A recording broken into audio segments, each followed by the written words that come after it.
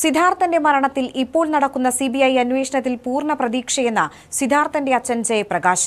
വൈത്തിരിയിൽ CBI സംഘത്തിന് മുൻപാകെ മൊഴി നൽകാൻ എത്തിയതായിരുന്നു അദ്ദേഹം. തനിക്ക് പറയാനുള്ളതെല്ലാം അന്വേഷണ സംഘത്തിന് മുൻപാകെ പറഞ്ഞിട്ടുണ്ട്. നീതി ലഭിക്കുമെന്ന് തനിക്ക് ഉറപ്പുണ്ടെന്നും ജയപ്രകാശ് പറഞ്ഞു. സിദ്ധാർത്ഥന്റെ അമ്മാവനും മൊഴി നൽകാൻ എത്തിയിരുന്നു. സിദ്ധാർത്ഥന്റെ മരണവുമായി ബന്ധപ്പെട്ട് സിബിഐ നടത്തിവരുന്ന അന്വേഷണം പുരോഗമിക്കുകയാണ്.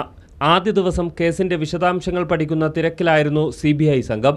വൈത്തിരിയിലെ റെസ്റ്റ് ഹൗസിലാണ് സിബിഐയുടെ ക്യാമ്പ് ഹൗസ് തുറന്നിരിക്കുന്നത്. ഇന്നലെയും ഇന്നുമായി പൂക്കോട് വെറ്റിനറി കോളേജ് ഹോസ്റ്റൽ സന്ദർശിച്ച പ്രാഥമിക പരിശോധന പൂർത്തിയാക്കി. സിദ്ധാർത്ഥിന്റെ അച്ഛൻ ജയപ്രകാശ് ഉൾപ്പെടെയുള്ളവരുടെ മൊഴി നാളെ രേഖപ്പെടുത്തും.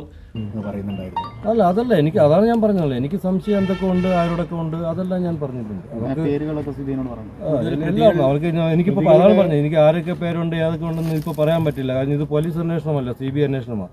അപ്പോൾ അതിൻ്റേതായ സീക്രട്ട് നമ്മൾ കാത്തു സൂക്ഷിക്കണം. ശരിക്കും അതിൻ്റെ അത് നമുക്ക് പറയുന്നത് ഇപ്പോൾ ശരിയല്ല. അതുകൊണ്ട് തന്നെ എനിക്ക് സംശയമുള്ള കാര്യങ്ങളെല്ലാം ഞാൻ പറഞ്ഞിട്ടുണ്ട്. ആദ്യം മുതൽ ഏതിലൊക്കെ പറയുന്നു അതിലൊക്കെ തന്നെ ഉറച്ചു നിൽക്കുന്നു. അല്ലാതെ ഒരു SP-യും DYSP റാങ്കിലുള്ള 2 ഉദ്യോഗസ്ഥരും ഒരു SI റാങ്കിലുള്ള ഉദ്യോഗസ്ഥനുമാണ് ഡൽഹിയിൽ നിന്നുള്ള സംഘത്തിൽ ഉള്ളത്. ഇവരെ സഹായിക്കാൻ മലയാളികളായ CBI ഉദ്യോഗസ്ഥരുമുണ്ട്. അടുത്ത ദിവസം തന്നെ കൂടുതൽ ഉദ്യോഗസ്ഥർ സംഘത്തോടൊപ്പം ചേരും. ആദ്യത്തെ 14 ദിവസത്തിനകം തന്നെ അന്വേഷണത്തിന്റെ പ്രാഥമിക ഘട്ടം പൂർത്തീകരിക്കാൻ കഴിയുമെന്ന പ്രതീക്ഷയിലാണ് CBI സംഘം. ഇന്നലെ ഹോസ്റ്റൽ സന്ദർശിച്ച സംഘം ഹോസ്റ്റലിലെ ശുചിമുറി, നടുത്തളം, വാട്ടർ ടാങ്കിന് സമീപം, കുന്നിൻപുറം തുടങ്ങിയ സ്ഥലങ്ങൾ സന്ദർശിച്ചിരുന്നു. ദേശീയ മനുഷ്യാവകാശ കമ്മീഷൻ അംഗങ്ങളും ഉടൻ ജില്ലയിലെത്തും.